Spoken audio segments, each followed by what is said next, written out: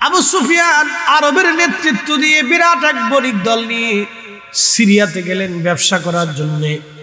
ব্যবসাতে যাওয়ার পরে রোম সম্রাট তাদেরকে ডেকে নিয়ে গেলেন, দেখো আরব কোনো বণিক দল আসছে কিনা, তাদের সাথে আমার কিছু কথা আছে। আরব বণিক দলকে ডেকে নিয়ে গেলেন রোমান সম্রাট। ডেকে নিয়ে যাওয়ার পরে রোমান সম্রাট বললেন, তোমাদের মধ্যে প্রধানকে? আবু সুফিয়ান বলল, আমি প্রধান। নাম কি তোমার? বলে, আমার নাম আবু সুফিয়ান। তোমাদের বাড়ি কোন জায়গা? বলে, মক্কাতুল মুকাররমাতে আমাদের বাড়ি। তুমি কোন বংশের সন্তান? বলে, আমি কুরাইশ বংশের বনু উমাইয়ার সন্তান। আমি কুরাইশি বনু উমাইয়া। বলে, আবু সুফিয়ান আমি যা বলবো তুমি সত্য বলবা, যদি মিথ্যা বলো তাহলে কঠিন শাস্তি তোমাকে দেওয়া হবে। আবু সুফিয়ান চিন্তা করলো, রোম সম্রাটের সামনে যদি মিথ্যা কথা বলি তাহলে আমি আর ফিরে যেতে পারবো না, এখানে বিপদ হবে। সম্রাট বলেন, কি বলতে চান? বলে, আবু সুফিয়ান বলো তো। আবু সুফিয়ান তুমি বলো তো, তোমাদের দেশে বলে একজন নবী আসছে, তার নাম নাকি মোহাম্মদ, বাবার নাম নাকি আব্দুল্লাহ, মায়ের নাম নাকি আমেনা। তিনি বলে বনু কুরাইশ বংশের বনু হাশিম, হাশিমি বংশ। বলে, হ্যাঁ। আরে আবু সুফিয়ান কথা কি সত্য? বলে, হ্যাঁ সত্য। তিনি বলে, জীবনে কোনোদিন মিথ্যা বলেন নাই? বলে, হ্যাঁ সেটাও সত্য। তার চরিত্র বলে অনেক সুন্দর? বলে, হ্যাঁ সেটাও সত্য। তিনার বংশের চাইতে কি শ্রেষ্ঠ বংশ আর কেউ আছে? বলে, না তাও নাই। তাহলে আবু সুফিয়ান বলো, তোমরা আরবরা তাকে মানো না কেন? আবু সুফিয়ান ডাক চিন্তা করলে, এখন একটা সুযোগ আছে, এখন একটা সুযোগ। বলে, সম্রাট আমরা তাকে মানি না, একটা কারণে মানি না। বলে, কি কারণ? আগে সে সুন্দর ছিল, চমৎকার সুন্দর চরিত্রের অধিকারী ছিল, কিন্তু এখন পাগল হয়ে গেছে। একসাথে বলবেন নাউজুবিল্লাহ। বলে, পাগল কেমনে হলো? বলো। বলতেছে, সম্রাট সে দাবি করতেছে সে নাকি মক্কায় ঘুমাইছিল, আল্লাহ নাকি জিব্রাইলকে তাকে পাঠাইলেন, তাকে নাকি উঠাইয়া সিনা চাক করাইয়া বোরাকের পিঠে চড়াইয়া সে নাকি বাইতুল আকসাতে এসে সব নবীদের ইমামতিতে সে নাকি 2 রাকাত নামাজ পড়াইছে। রজব মাসের 26 তারিখ রাত্রিবেলা ওখান থেকে নারী বোরাকের পিঠে চড়ে সে প্রথম আসমান হয়ে সপ্তম আসমান হয়ে জান্নাত জাহান্নাম ঘুরে আল্লাহর সাথে কথা বলে, দিদার দিয়ে তারপরে নাকি ফিরে আসছে। তখনও নাকি অজুর পানি গড়ায়, তখনও নাকি তার বিছনা গরম ছিল। সম্রাটে আগে আমরা তোরে ভালো মনে করতাম, কিন্তু এই কথা শোনার পর আমরা ভাবি সে পাগল। নাউজুবিল্লাহ বললেন না? সম্রাটের কাছে আশ্চর্য লাগতেছে, কথাটা কেমন? সম্রাট বলে, পোপ তাহলে আপনি বলেন তো বিস্তারিত। পোপ বলতেছিলেন, বাদশাহ সম্রাট ওই রাত্রিবেলা আমি উপস্থিত, কিন্তু একটা ঘটনা বড় আশ্চর্য। বলে, কি আশ্চর্য? আমি প্রত্যেক রাত্রিবেলা বাড়িতে আমার খানকায় বা হুজরায় আসার আগে বাইতুল আকসার সমস্ত জানালা দরজাগুলি বন্ধ করতাম। ওই রাত্রিবেলা আমি সমস্ত জানালাগুলি বন্ধ করে দিলাম, সমস্ত দরওয়াজাগুলি বন্ধ করলাম, কিন্তু একটা দরজা বন্ধ করতে পারলাম না। সেটা মেন সিংহ দরজা, আসল দরজা যেটা, সেটা বন্ধ করতে গেলাম। যাওয়ার পরে দেখি দরজার উপরে যে পাথরের কার্নিশটা অটোমেটিক দরজার সাথে লেগে আছে।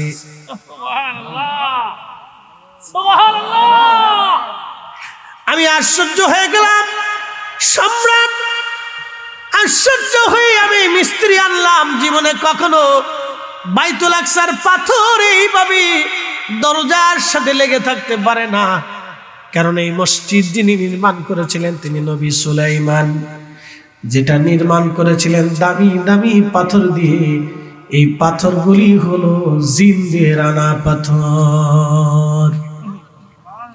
পৃথিবীর সেরা সেরা পাথর দিয়ে বাইতুল আকসা বানানো ছিল। আমি আশ্চর্য হলাম, কি করে দরজার কার্নিশটা দরজার সাথে লেগে আছে। আমি মিস্ত্রি আনলাম, মিস্ত্রি অনেক চেষ্টা করলো, চেষ্টা করার পরে মিস্ত্রি বলল রাত্রিবেলা আর কাজ করতে পারবো না, যদি দরজা সরাইতে হয় তাহলে এই কার্নিশটা ভেঙে ফেলতে হবে। হয় কার্নিশ ভাঙতে হবে না দরজা ভাঙতে হবে। পপ বললেন আমি ওইভাবে দরজা খুলে রেখে চলে আসলাম। সকালবেলা মিস্ত্রি নিয়ে কাজ করবে আশা, কিন্তু সারা রাত্র আমার ঘুম হলো না। ব্যাপারটা কি, এইভাবে কার্নিশটা তো দেবে যেতে পারে না, দরজা খোলা থাকতে পারে না। আমি তাওরাত জবুর ইনজিল নিয়ে বসে গেলাম, গবেষণা করতে লাগলাম, খুঁজতে লাগলাম ঘটনার উৎস। যখন খুঁজতে গেলাম, খুঁজতে খুঁজতে খুঁজতে খুঁজতে সকাল হয়ে গেল। সারা রাত আমি খুঁজতে খুঁজতে পেয়ে গেলাম আজকের সেই রাত যেই রাত্রিবেলা আখিরি নবী সমস্ত নবীদের ইমামতিতে এই বাইতুল আকসাতে তার আজকে না মেরাজ হবে। সব নবীরা আসবে, ওই নবীর নেতৃত্বে ইমামতিতে সব নবীরা ওনার পিছনে নামাজ পড়বে।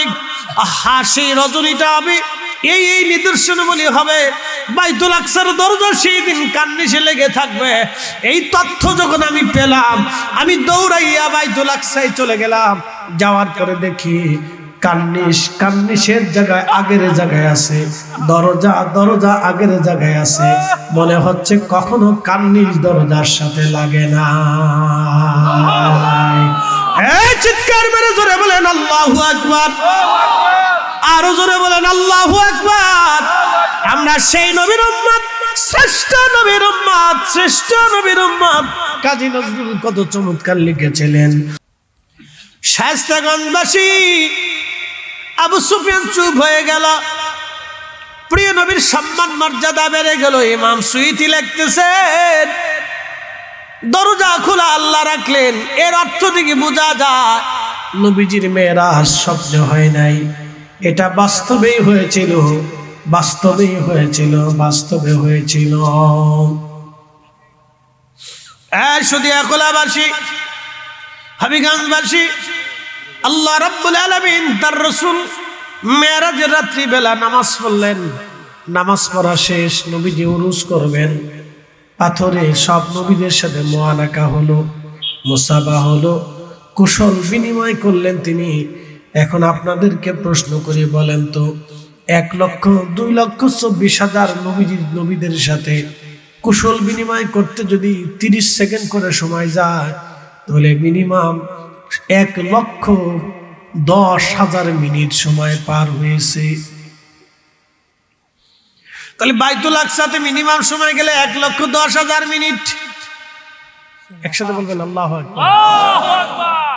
তাহলে তখন সূর্য কোথায় ছিল, চাঁদ কোথায় ছিল, পৃথিবী কোথায় ছিল, বাতাস কোথায় ছিল, গ্রহ নক্ষত্র কোথায় ছিল, আবহাওয়া কোথায় ছিল, সাগর কোথায় ছিল? এর অর্থ হলো যখন নবীজির মেরাজ হয়েছিল, আমার আল্লাহ সমস্ত সৃষ্টিটাকে স্টপ করে দিলেন। জোরে জোরে জোরে জোরে জোরে, আরো জোরে, আরো জোরে জোরে জোরে। সমগ্র সৃষ্টিটাকে আল্লাহ স্টপ করে দিলেন।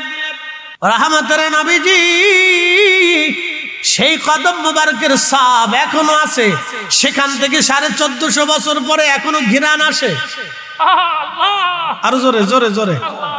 নবীজির ঘিরান আর এক জায়গা থেকে পাবেন, সেটা উহুদে। কোন জায়গা? উহুদে পাহাড়ে, সেই ফাঁকা জায়গাতে আমি রাত্রিবেলা দীর্ঘ সময় বসেছিলাম। মাওলানা জালালাবাদী সাহেব আমার সাথে ছিলেন, আমরা একই হজে একই কাফেলায় ছিলাম, আরো কয়েকজন আলেম আমরা একসাথে ছিলাম। উহুদের সেই ফাঁকা জায়গাতে যেখানে নবীজি আহত দন্ত মোবারক শহীদ হয়ে যাওয়ার পরে বিশ্রাম করেছিলেন, সেখান থেকে রাত্রিবেলা এখনো জান্নাতের ঘিরান আসে, কিয়ামত পর্যন্ত ঘিরান আসতে থাকবে। আল্লাহু আকবার।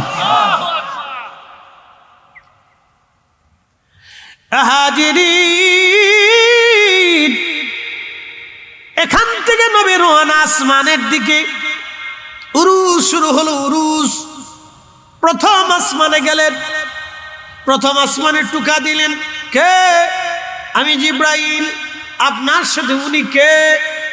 উনি আমার সাথে রাহমাতুল লিল আলামিন, উনাকে কি দাওয়াত করা হয়েছে? বলে হ্যাঁ। সাথে সাথে আসমানের দরওয়াজা খুলে গেল। এখন প্রশ্ন আছে এখানে একটা। জিব্রাইল, সমস্ত নবীদের কাছে জিব্রাইল আসছে, যদি একবারও করে জিব্রাইল নবীদের কাছে ওহী নিয়ে আসে তাহলে 2,24,000 বার জিব্রাইল আমিন আল্লাহর আসমান থেকে সিদরাতুল মুনতাহা থেকে ওহী নিয়ে জিব্রাইল আলাইহিস সালাতু ওয়াস সালাম দুনিয়াতে আসছেন। তাহলে ওই রাত্রিবেলা ফেরেশতারা জিব্রাইলকে চিনল না কেমনে? নবীজিকে আল্লাহ যেই দরজা দিয়ে আসমানে নিয়েছিলেন, কোনদিন কখনো কেউ ওই দরজা দিয়ে একবারের জন্য আসেও নাই, যায়ও নাই। শুধু ওই আসমানের দরজাটা আল্লাহ নির্মাণ করেছিলেন আমার রসুলের জন্য, মেরাজের জন্য বরাদ্দ ছিল। আসতে হলো কেন? আমরা এমন এক নবীর উম্মত, মুসলমান বাঙালি, আমরা নবী রাসূলকে চিনলাম না, কিন্তু দুঃখের বিষয় আমরা ধোঁকাবাজি করি। এই উম্মত আমরা শিশুদের খাবারে বিষ মিশাই, আমরা কলার ভিতরে ফরমালিন মিশাই, চালের ভিতরে ভেজাল দিই, ডালি ভেজাল দিই, তেলে ভেজাল দিই, ওষুধে ভেজাল দিই, বিষের ভিতরে ভেজাল। বিষ খাইলেও মানুষ মরে না। কি কথা ঠিক আছে কিনা? কিসের ভিতরে হায় চিন্তা করেন। এই উম্মত এই অবস্থা যদি হয় তাহলে আপনি কোথায় যাবেন, কোন জায়গা যাবেন ভাবলে আপনার গা শিরে উঠবে। অথচ আমরা এমন একজন যাকে আল্লাহ আসমানে নেওয়ার জন্য সৃষ্টির প্রথমেই একটা দরজা আসমানে নির্মাণ করে রেখেছেন। কোনোদিনও কোনো ফেরেশতা, কোনো নবী কেউ ওই দরজা দিয়ে কোনোদিনও যেতে পারে নাই। শুধু একটা বারের জন্যই আল্লাহ দরজাটা বানায় রাখছেন। ঠিক এই জন্যই ওই দরজার ফেরেশতারা ডাক দিয়ে বলল, আপনি কে? বলে আমি জিব্রাইল। তারা তো চিনে না, দেখে নাই। দরজা খুলে গেল, সব ফেরেশতারা দাঁড়িয়ে গেলেন। আল্লাহু আকবার। সব ফেরেশতারা দাঁড়িয়ে গেলেন, আহলান সাহলান দিলেন। দরজা দিয়ে প্রথম আসমানে যাওয়ার পরে হযরতে আদম সফিউল্লাহর সাথে দেখা হয়ে গেল। একবার জোরে বলবেন কি মারহাবা। ঠিক দ্বিতীয় আসমানে একই অবস্থা, তৃতীয় আসমানে একই অবস্থা, চতুর্থ আসমানে একই অবস্থা, পঞ্চম আসমানে একই অবস্থা, ষষ্ঠ আসমানে একই অবস্থা, সপ্তম আসমানে একই অবস্থা, সিদরাতুল মুনতাহাতে একই অবস্থা। জিব্রাইল আলাইহিস সালাম সিদরাতুল মুনতাহাকে নবীকে নিয়ে গেলেন। যাওয়ার পরে দেখে আল্লাহর নবী দেখতেছেন এত সুন্দর সিদরাতুল মুনতাহা সাজানো হয়েছে, তার পাতাগুলি এত সুন্দর, এত সুন্দর করে সিদরাতুল মুনতাহা সাজানো হয়েছে। নবী আজকে আসবে, আসমান জগৎগুলি সাজানো হলো, নবী আসবে, রসুল আজকে আসবে। নবীকে আহলান সাহলান দেওয়ার জন্য আল্লাহ কত চমৎকার করে আসমান জগৎ সাজিয়েছেন। এই মেরাজের রাত্রিবেলা আমার রব আমার আল্লাহ আসমান সাজিয়েছেন। এ হবিগঞ্জবাসী, সময় আমার খুব লম্বার বাড়াবো না। আল্লাহর নবীজিকে জিব্রাইল এইখানে বললেন, ইয়া রাসূলুল্লাহ, আমি আর আগে যেতে পারবো না, আপনি এখান থেকে একা যাবেন। আল্লামা শেখ সাদি গুলিস্তা অবস্থার মধ্যে লিখেছেন, আগার একসরে মুয়ে বড়তর পরম ফরোগে তাজাল্লি বসু যাদ পরম। আগার একসরে মুয়ে বড়তর পরম ফরোগে তাজাল্লি বসু যাদ পরম। জিব্রাইল বলল, হুজুর, এক চুল পরিমাণ যদি সামনে বাড়াই, আমি আল্লাহর হুকুম অমান্য করার কারণে খোদার নূরের তাজাল্লিতে পুড়ে সারকার হয়ে যাব, ধ্বংস হয়ে যাব। আমার সীমানা এইখানে শেষ, এরপরে আর আমি যেতে পারবো না। এরপরে আপনি যাবেন। আল্লাহর নবী বলেন, আমাকে নিতে নিতে আল্লাহ ফুকিল আলা, সর্বোচ্চ দিগন্তে, এত উপরে আল্লাহ নিলেন। উফুকিল আলা, সর্বোচ্চ দিগন্তে আল্লাহ নিতে নিতে। সহিহ বুখারীর ভাষায় ইমাম কাজী আয়াজ কিতাবুশ শিফার মধ্যে লিখেছেন, হযরত খাদিমুর রাসূল আনাস বলেন, নিতে নিতে নিতে নিতে নিতে নিতে নিতে নিতে নিতে নিতে এত উপরে আল্লাহ নিয়ে চলে গেলেন। বিমা লা ইয়ালামুহু ইল্লাল্লাহ, ইল্লাল্লাহ, আল্লাহ ছাড়া এর সীমানা কেউ জানে না। বিমা লা ইয়ালামুহু ইল্লাল্লাহ, আল্লাহ ছাড়া এর সীমানা কেউ জানে না। এর অর্থ হলো আল্লাহর নবীর ইজ্জতের সীমানা কত উপরে আমরা বলে দিতে পারবো না। এটা আল্লাহ ছাড়া নবীর ইজ্জতের সম্মানের সীমানা কেউ জানে না, জানে না, জানে না। হাত উঁচা করে বলেন ঠিক না বেঠে? সুবহানাল্লাযী আসরা বিআবদিহি লাইলাম মিনাল মাসজিদিল হারামি ইলাল মাসজিদিল আকসা। আল্লাহ রাব্বুল আলামিন বললেন পবিত্র শব্দ সুবহানাল্লাযী, সুবহান শব্দ দিয়ে রব্বুল আলামিন কথাটা শুরু করলেন। সুবহানাল্লাহ, আল্লাহ পাক, আল্লাহ পবিত্র। আল্লাহ রাব্বুল আলামিন বললেন আমি আল্লাহ তাকে, সেই নবীকে, বিআবদিহি আমার বান্দাকে। আব্দুল শব্দ আমাদের ক্ষেত্রে একরকম, আমার রসুলের ক্ষেত্রে আর এক রকম হবে। আমরা আল্লাহর বান্দা, রসুল করিম আল্লাহর বান্দা, কিন্তু আমাদের ব্যাপারে ভিন্ন রকম হবে, আমার রসুলের ব্যাপারে ভিন্ন রকম হবে। খুব মনোযোগ দিয়ে কথা শুনবেন। এখানে বাংলাদেশের বহু মুফাসসিরিন কেরামের পদস্খলন হয়ে যায়, তারা ভুল ভাল যায়, তারা ঈমান আকীদা বিনষ্ট করে ফেলায়। বলে রসুলও বান্দা আমরাও বান্দা, মিয়া রসুলও বান্দা আমরাও বান্দা, একরকম না। রসুল আল্লাহর বান্দা, কিন্তু তিনি হাবিবুল্লাহ, তিনি রসুলুল্লাহ, তিনি রহমাতুল লিল আলামিন, তিনি শাফিউল মুজনিবিন, তিনি মাকামে মাহমুদ ওয়ালা, তিনি হাউজে কাউসার ওয়ালা, তিনি মেরাজ ওয়ালা। কি কথা কন না কেন? তিনি মেরাজ ওয়ালা, তিনি কাউসার ওয়ালা, তিনি মাকামে মাহমুদ ওয়ালা, তিনি কোরআন ওয়ালা, তিনি শরীয়ত ওয়ালা, তিনি জান্নাত ওয়ালা, তিনি মাহমুদ ওয়ালা, তিনি হাবিবুল্লাহ, তিনি রাহমাতুল লিল আলামিন, তিনি শাফিউল মুজনিবিন, তিনি রাসূলুল্লাহ। অতএব রাসূল করিম আল্লাহর বান্দা, আমরা আল্লাহর বান্দা। একরকম হবে না। আকাশ ভেঙে গেলেও হবে না, জমিন পুড়ে গেলেও হবে না, সাগর শুকায় গেলেও হবে না। ঠিক কি না? প্রিয় সুদিয়া খোলাবাসী, শাস্তাগঞ্জবাসী, ভালো করে শুনে যাবেন। প্রিয় নবীজি উম্মে হানির ঘরের মধ্যে ঘুমিয়েছেন।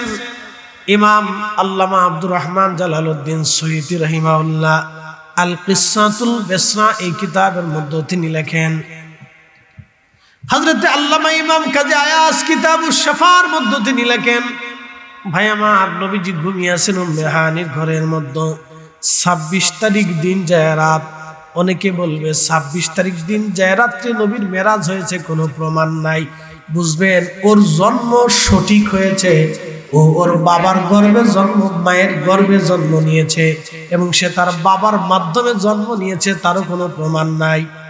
ইমাম সুয়ুতী লিখতেছেন নবীজি ঘুমিয়ে আছেন, ঠিক জিবরিল আমিন ঘরে ছাদ ফাঁকা করে আসলেন। নবীজি নিজে বলতেছেন, এখন প্রশ্ন করতে পারেন নবী তো ঘুমানো, কিন্তু নবী কিভাবে ঘুমের তথ্যগুলি বলে দিয়ে গেলেন।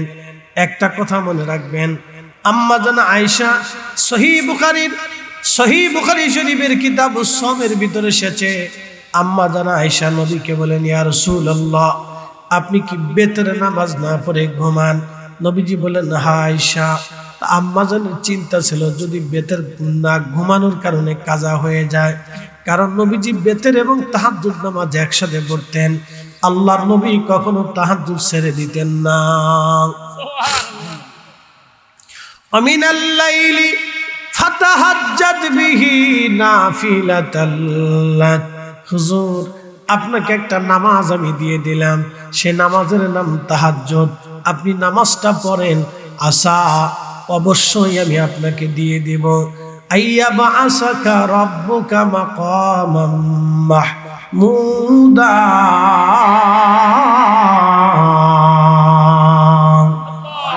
প্রিয় নবীজি আল্লাহ বলেন, হুজুর তাহাজ্জুদ একটা নামাজ আপনাকে দিলাম, আপনার জন্য এটা নওয়াফিল অতিরিক্ত, কিন্তু আপনি নামাজ পড়েন, আপনাকে অবশ্যই একটা নিয়ামত দান করব। এই নিয়ামতের নাম হলো মাকামে মাহমুদ, সর্বোচ্চ মাকামের অধিকারী মাকামে মাহমুদের অধিকারী বানায় দেব। একবার জোরে বলা যাবে আল্লাহু আকবার।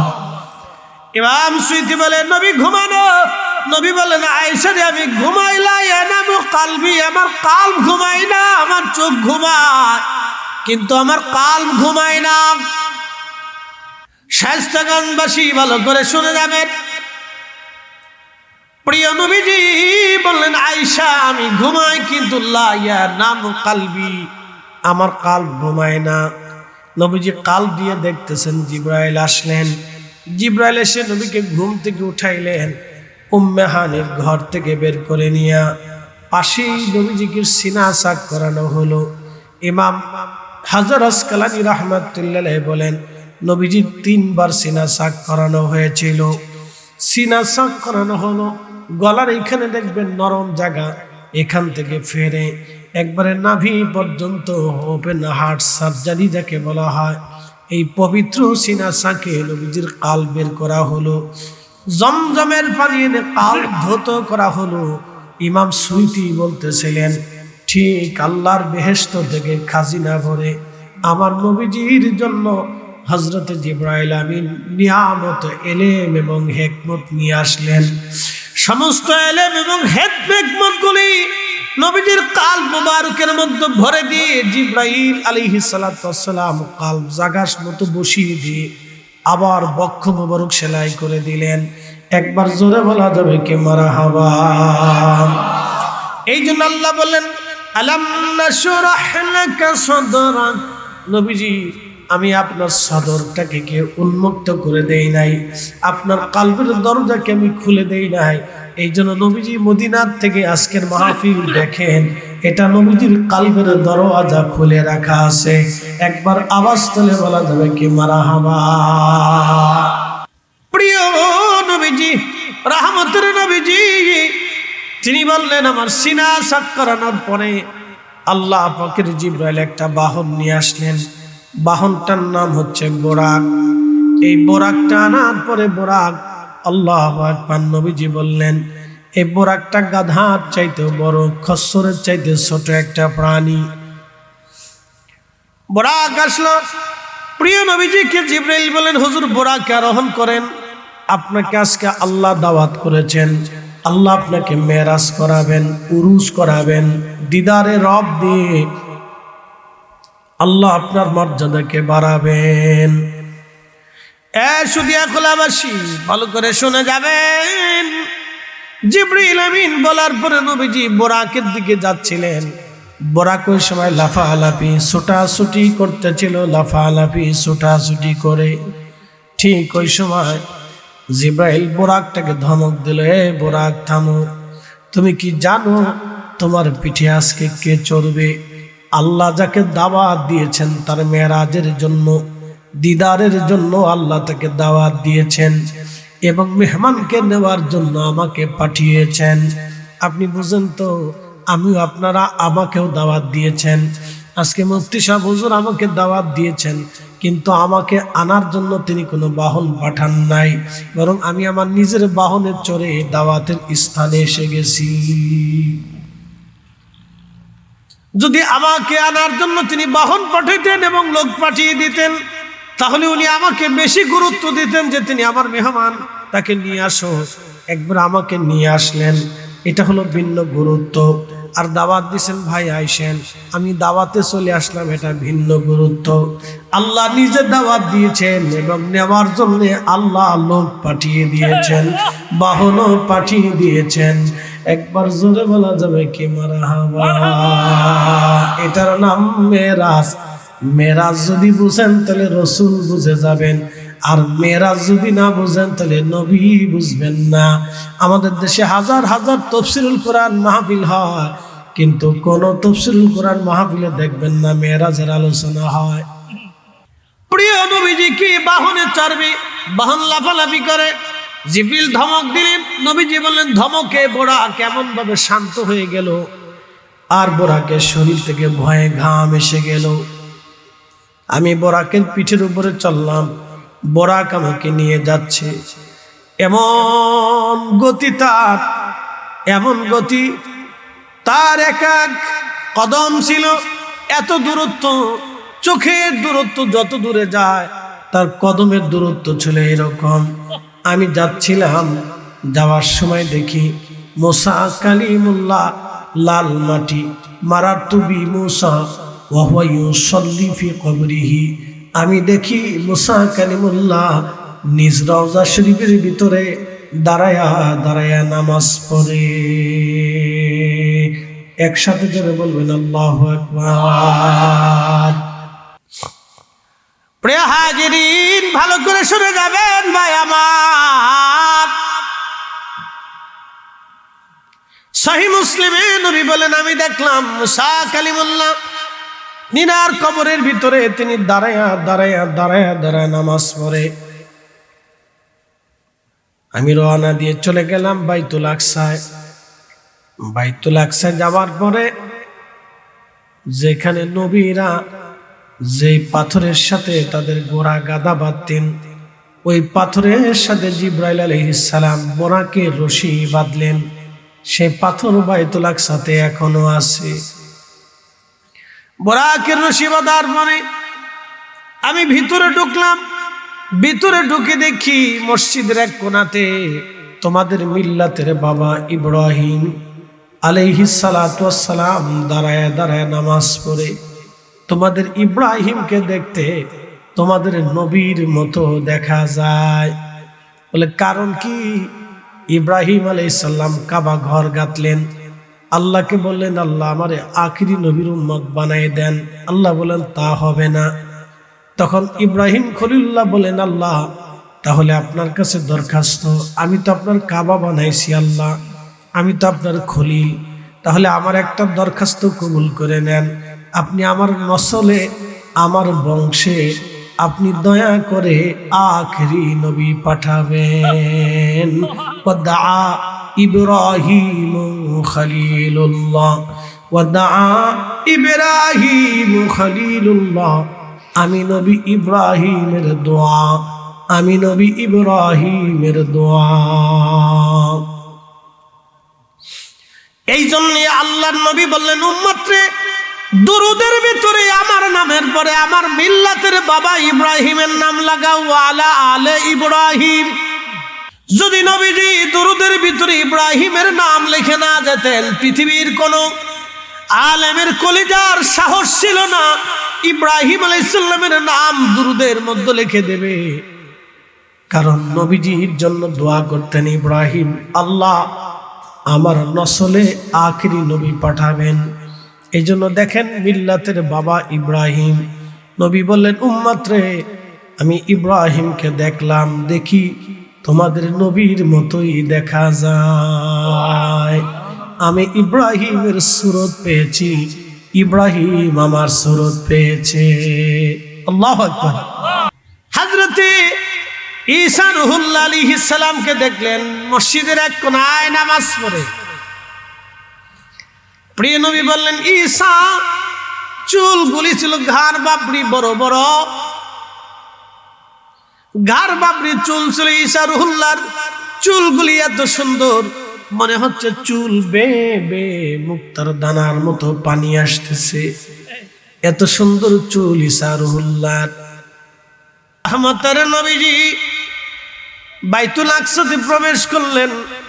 বাইতুল আকসাতে প্রবেশ করার পরে সব নবীরা চলে আসলেন।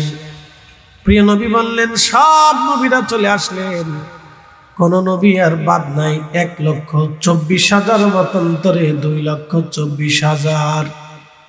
পৃথিবীর যেই প্রান্তে যত নবী ছিলেন সব নবীদেরকে আল্লাহ বাইতুল আকসার ভিতরে প্রবেশ করাইলেন। প্রিয় নবীজি জিব্রাইল বললেন একামত শুরু হয়ে গেল। এমন সময় নবীজি বললেন, জিব্রাইল আমাকে বললেন হুজুর আজকে আপনি ইমামের মুসল্লায় দাঁড়ান, আজকে আপনি নামাজ পড়াবেন। সব নবীরা আপনার পিছনে আজ নামাজ পড়বে, আজকে আপনি ইমামুল মুরসালিন। একবার জোরে বলা যাবে কি মারহাবা। আল্লাহু আকবার।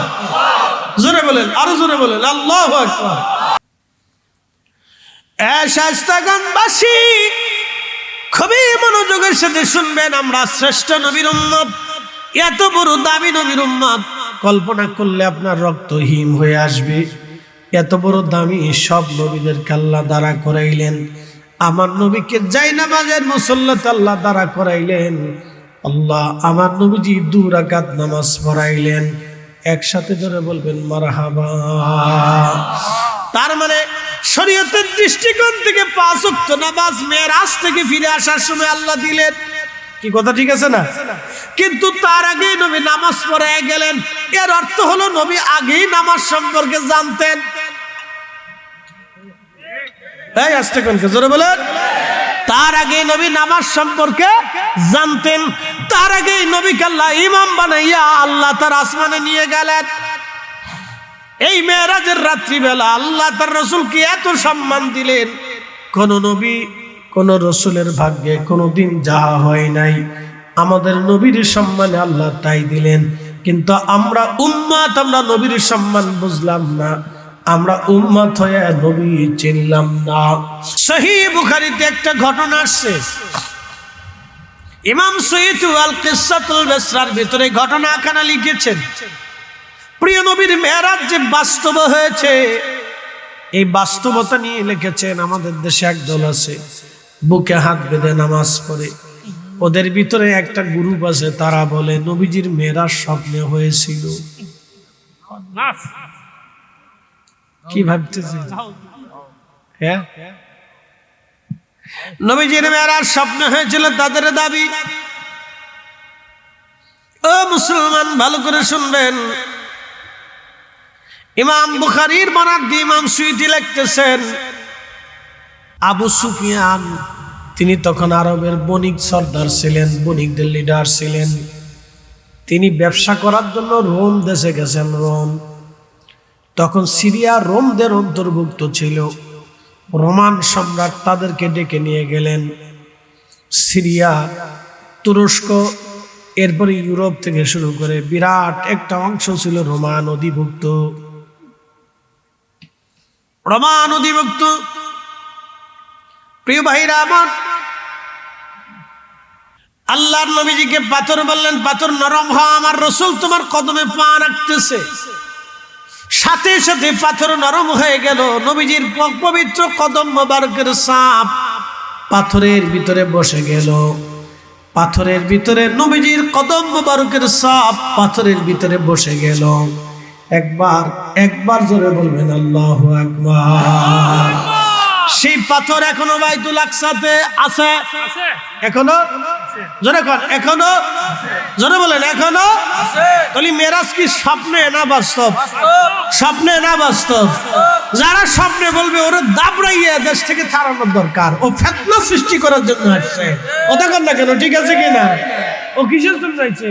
ফিতনা সৃষ্টি করার জন্য। মেরাজ সম্পর্কে মুসলমানদেরকে সন্দেহ সৃষ্টি করে দেওয়ার জন্য।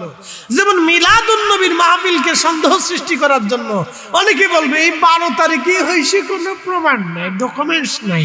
তার অর্থ হচ্ছে মিলাদুন নবীর মাস আসলে শরীরে সুলকানি লাগছে। ওই মিলাদুন নবীকে সন্দেহ সৃষ্টি করে দেওয়ার জন্য, উম্মতকে বিভাজন তৈরি করে দেওয়ার জন্য এই কিছু কিছু কথা ওরা সমাজে রাষ্ট্রে ছড়ায় দেয়, যাতে মানুষের মুখে মুখে ছড়িয়ে যায়, সন্দেহ সৃষ্টি করার জন্য। বুঝতে পারছেন নি আপনারা?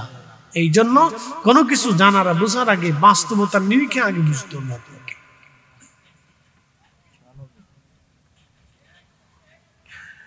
ভাইরা আমার, ভালো করে শুনে যাবেন। আস্তে কেন? জোরে বলেন, আরো জোরে বলেন। এই জন্য দেখবেন সন্তান চাচার মতো হয়, নলি দাদার মতো হয়, নলি নানার মতো হয়। কিছুটা সুরত আসে, নানার কাটুম কুটুম আসে, নলি দাদার কাটুম কুটুম আসে, নলি চাচারটা আসে, নলি বাবারটা আসে, নলি খালারটা আসে, নানিরটা আসে, নলি দাদিরটা আসে। বংশের কেউ না কেউ নালি ঊর্ধ্ব কোনো পুরুষের কারোটা আসে। এক সাহাবী এসে বলেন, ইয়া রাসূলুল্লাহ, আমি সুন্দর, আমার বউ সুন্দর, কিন্তু বাচ্চা কালা, সন্দেহ লাগতেছে। বুঝতে পারছি? নবীজি ধমক দেন, থামা।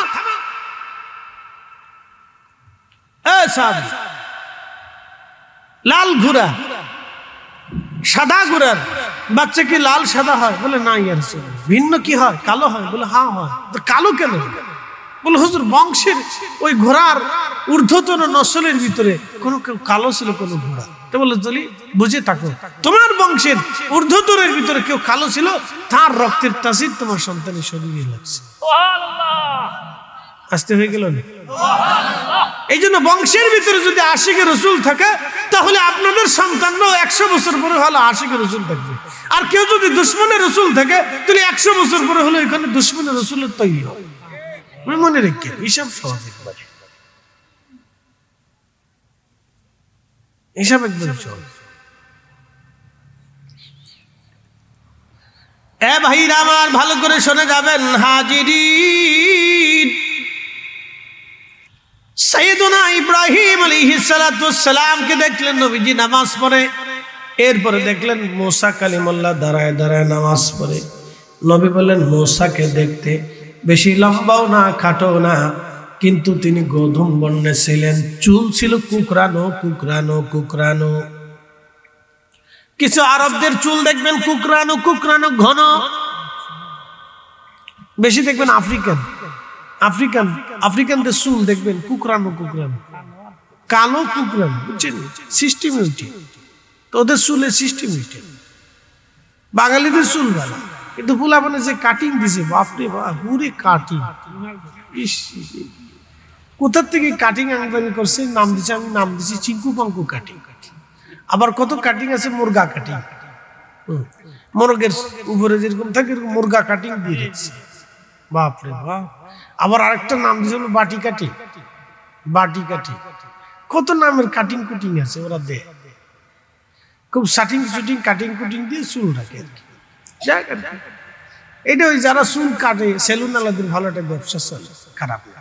কায় উস্তাদ কোন কাটিং দেবে, বাটি কাটিং, তো দিয়ে দিছে বাটি। বলে কোন কাটিং, রোনালদো কাটিং, দিয়ে দিছে টাক করে মাথার উপর কদ্দ রেখে দিছে। কিরে সারা জায়গায় মরুভূমি, ওই জায়গায় গাছ লাগছে কেন? এটা রোনালদো কাটিং, তো দিয়ে দিয়ে শতান কয় ওরে খালা রে চাচা রে ফুফা রে, তোরা থাকতে আমার চিন্তা নেই, আমি যাই গিয়ে বাংলাদেশ সাইডে চলে যাই।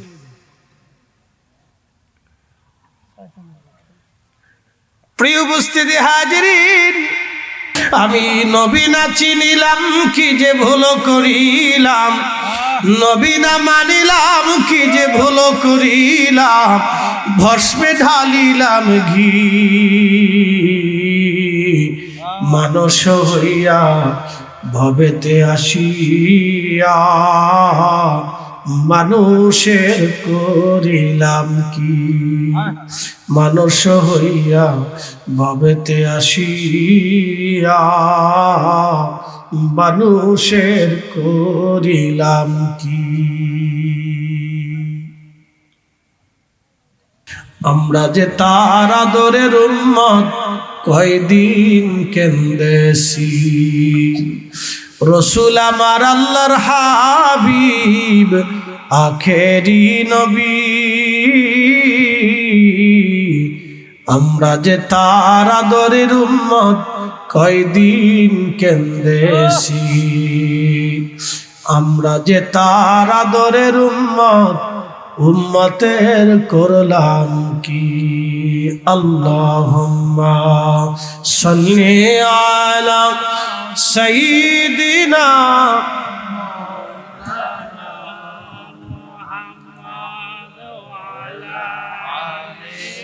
সাইয়্যিদিনা মাওলানা। বুঝতে কি কোনো অসুবিধা, কষ্ট হচ্ছে আপনাদের? তাহলে একসাথে বলেন আল্লাহু আকবার। শায়েস্তাগঞ্জবাসী ঠিক ঠিক সম্রাটের পিছনে দাঁড়িয়েছিলেন খ্রিস্টানদের প্রধান ধর্মের গুরুকে বলা হয় পোপ। খ্রিস্টানদের ধর্মের প্রধানকে কি বলা হয়? পোপ, পোপ বলা হয়। তো পিছনেই বাইতুল আকসা মসজিদের যে ইমাম ছিল, তখন বাইতুল আকসা খ্রিস্টানদের অধীনে ছিল। তখন বাইতুল আকসায় খ্রিস্টানদের যিনি প্রধান ইমাম ছিলেন তাকে প্রধান পোপ বলা হতো। বুঝতে পারতেছেন এই বাইতুল আকসা নিয়ে কেন লড়াই হয়? এই আকসাতেই খ্রিস্টানদের প্রধান পোপ ছিল। ওই মসজিদের খ্রিস্টানদের যিনি প্রধান ইমাম ছিলেন তাকে পোপ বলা হতো। তো এই ইমাম তিনি রোমান সম্রাটের বাম পাশে বা ডাইন পাশে পিছনে দাঁড়ানো ছিলেন। এই কথা শোনার পরে পোপ বলতেছে, সম্রাট, এই আরব্য বণিক যদি সত্য কথা বলে থাকে তাহলে আমিও বলতেছি উনি আখিরি নবী।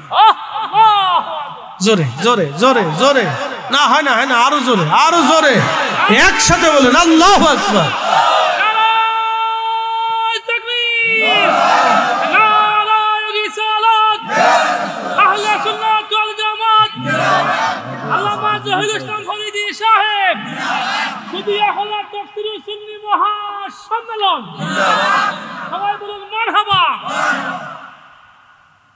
কি বুঝলেন?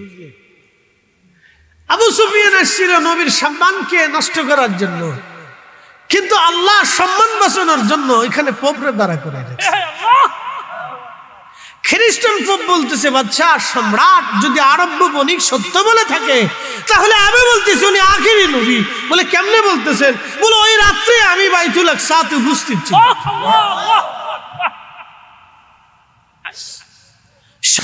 ধুলির ধরা বেহেশত আজ, ধুলির ধরা বেহেশত আজ, জয় করিল দিল রে লাজ।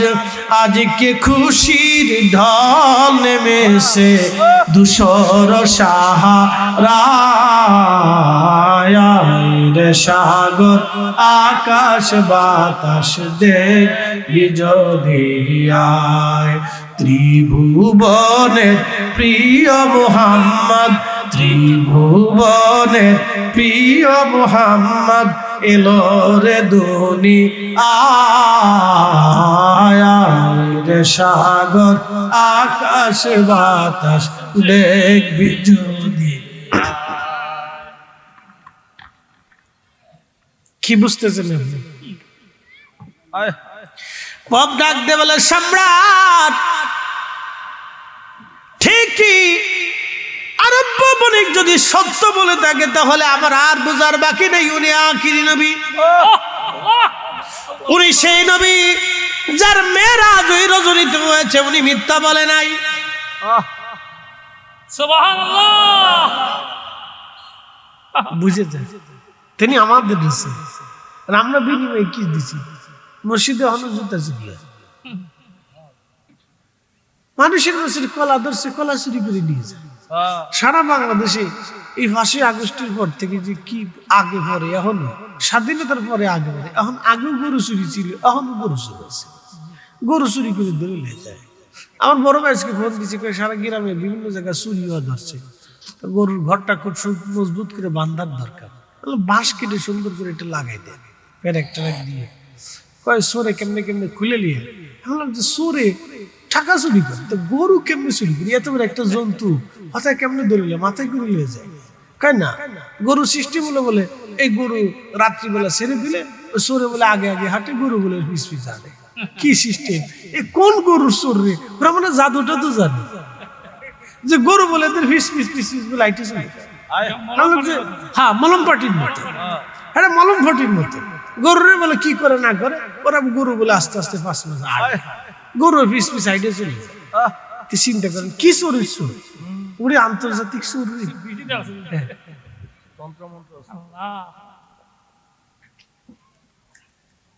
গরু চুরির সিস্টেম খুব সুন্দর এবং খুব সহজ, কোনো কঠিন কোনো কাজ নেই। আপনারটা লয়ে গেছে, দাদারটা লয়ে গেছে, দাদারটা লয়ে গেছে। 1.5 লাখ টাকার গরু 1200 চোর লয়ে গেছে। কি চোরের চোর রে, বাপরে বাপ। এরা আবার হইছে যদি ভিডিও সারি কারো নিব। হায় হায়, দেখছেন চোরে আবার সিটি পাঠিয়ে দিয়েছে, যদি ভিডিও ছাড়েন সিসি ক্যামেরা তাহলে চোর আরো চুরি করে নিয়ে যাবে। চিন্তা করেন কি চোরের চোর, আবার হুমকিও দেয়। কি দেশে বাস করি?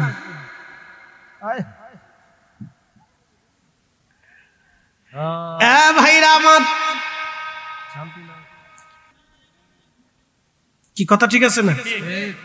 স্টপ না করলে তো মেরাজ এইভাবে হতে পারে না, হতে পারে? মানুষ ঘুমে রয়েছে ওইভাবেই রয়ে গেল, পশু পাখিরা ঘুমাচ্ছে ওইভাবেই রয়ে গেল, সূর্য সূর্যের জায়গায় রয়ে গেল, মানুষ মানুষের জায়গায় রয়ে গেল, কিন্তু কেউ জানে না। আচ্ছা বলেন তো, একটা মানুষ যখন 8 ঘন্টা ঘুমিয়ে থাকে বেহুশের মতো, 8 ঘন্টা জীবন থেকে কেমনে যায় সে কি বলতে পারে? না। এটাই আল্লাহর রহস্য, সুবহানাল্লাহ। এটাই রহস্য। সে 8 ঘন্টা জীবনে কেমনে যে চলে গেল সে নিজেও বলতে পারতেছে না যে কিভাবে চলে গেছে, সে নিজেও জানে না। ঘুম থেকে উঠে তখন চোখ মুছে পানি টানি দেখো, হ্যাঁ আমি দুনিয়ার জিন্দা আছি, মরে যাইনি, আছি। বুঝতে পারছে? তো ঘুম মানে মৃত্যুর মতো। তো তামাম সৃষ্টিটাকে স্টপ করে দিলেন, শুধু চালু রাখলেন রাসূল কারীমের মেরাজ। সুবহানাল্লাহ। আরো জোরে জোরে জোরে আল্লাহু আকবার। এই জন্য আগেই বলছি যদি মেরাজ না বুঝেন তো রাসূল বুঝবেন না।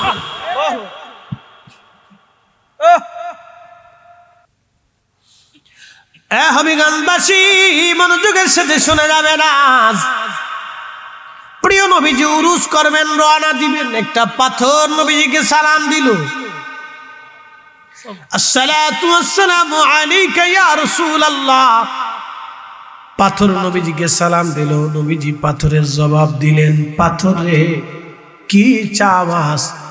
পাথর ডাক দিয়ে বলেন, ইয়া রাসূলুল্লাহ আপনার অপেক্ষায় দাঁড়ানো, আমার পিঠের উপরে কদম রেখে বুরাকে সরবেন।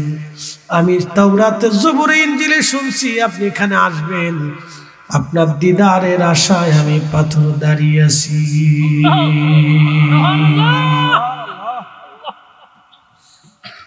প্রিয় নবীজি পাথরের উপরে কদম রাখলেন, কদম রাখার সাথে সাথে আল্লাহ বলেন, পাথর নরম হয়ে যাও,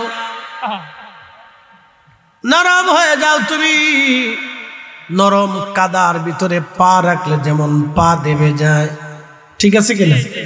কি দেবে যায়? পা দেবে যায়। মক্কায় গেছেন কে কে? একটু হাত উঁচা করেন তো। আলহামদুলিল্লাহ। ভাই গেছেন গেছেন গেছেন গেছেন গেছেন গেছেন। এখানে 4-5 জন আছে। মাকাম ইব্রাহিম দেখছেন না? জি জি আমি দেখছি।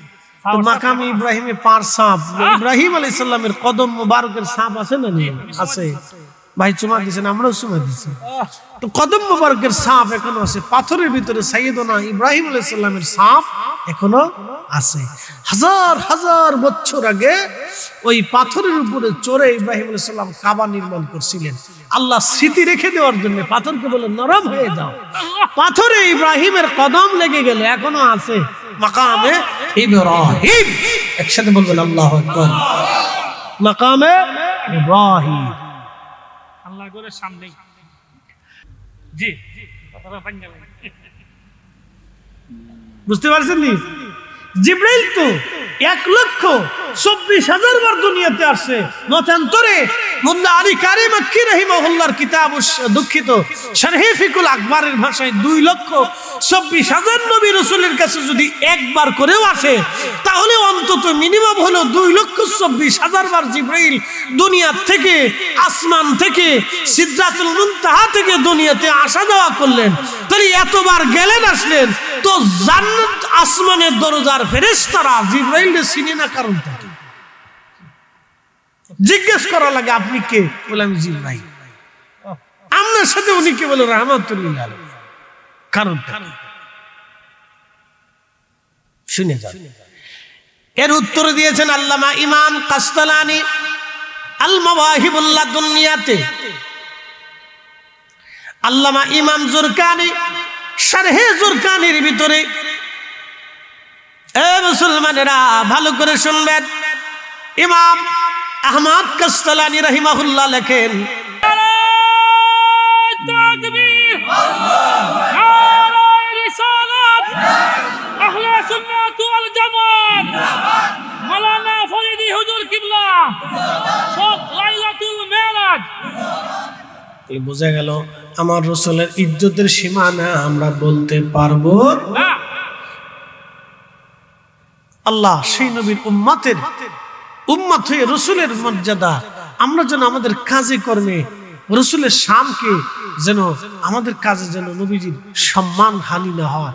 আল্লাহ যেন আমরা রাসূল কারীমের মহান সম্মান আর ইজ্জতের সেই মর্যাদা, সেই মহান সম্মানে তাজিম যতটুকু আল্লাহ পাক আমাদেরকে সামর্থ্য দিয়েছেন সেইভাবে যেন আমরা হক আদায় করতে পারি। আল্লাহ যেন তৌফিক নসিব করেন। যেন একটু জবান খুলে মহব্বতে আল্লাহ আল্লাহ আল্লাহ আল্লাহ আল্লাহ।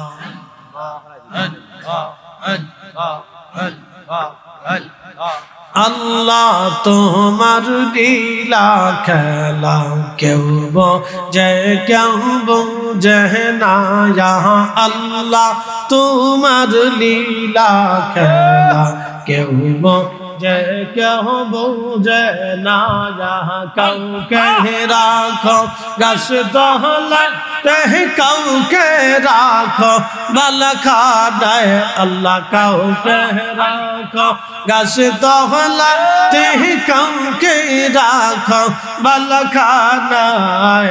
আলোচক বৃন্দ, এলাকার গণ্যমান্য ব্যক্তিবর্গ, সম্মানিত মুরব্বী, কলিজার টুকরো যুবক, পর্দানিশীন আমার সম্মানিত মা বোনেরা, মাইকের আওয়াজ যত দূর পর্যন্ত যাচ্ছে আমি সকলকে মোবারকবাদ জানাই।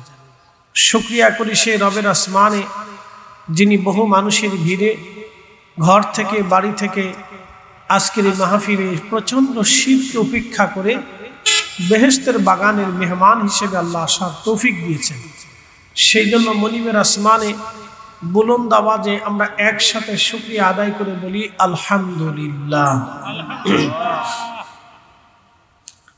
আরো শুকরিয়া করি সে রবের আসমানে যিনি সর্বশ্রেষ্ঠ নবী, সর্বকালের সর্বশ্রেষ্ঠ মহামানব, ইমামুল মুরসালিন, রাহমাতুল লিল আলামিন, সৈয়দুল কাওনাইন ওয়াস সাকালাইন, মেহবুব আলা, সৃষ্টির শ্রেষ্ঠ, আল্লাহর শ্রেষ্ঠ নবীর উম্মত হিসেবে আপনাকে এবং আমাকে আল্লাহ পছন্দ করেছে। সেই জন্য আল্লাহর আসমানে বুলন্দ আওয়াজে আমরা একসাথে আবারও শুকরিয়া আদায় করে বলি আলহামদুলিল্লাহ। যেহেতু রজব মাস আমাদের মাঝে এসে গেছে, অর্থাৎ মাহে রমজানের সুঘ্রাণ কিন্তু আমাদের নাকে লাগতেছে। রজব মাস আমাদেরকে মাহে রমজানের স্বাগতম নিয়ে এসে গেছে। এরপরেই শাবান আসবে, তারপরেই মাহে রমজান আমাদের মাঝে এসে যাবে।